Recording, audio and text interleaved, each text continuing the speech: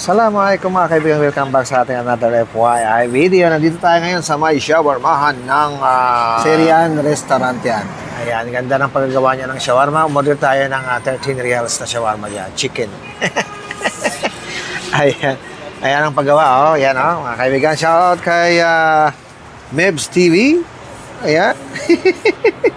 Ayan, chicken tsaka beef, beef doon sa kabila. Kaya lang, ito yan ang beef nila.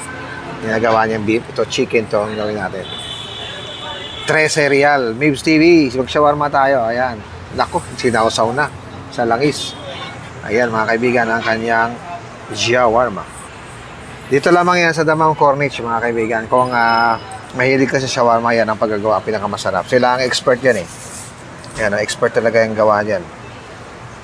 Expert. Lagyan nila ng pickles. Ayan. Gawa nilang bread. Oh, sinausaw na. Tapos ininit doon. Wow. Panalo. Ayan ang update natin mga kaibigan. Si Mibs TV, paborito to. Kanami ito mamaya patikman natin ang lasa. Tinapay nila oh.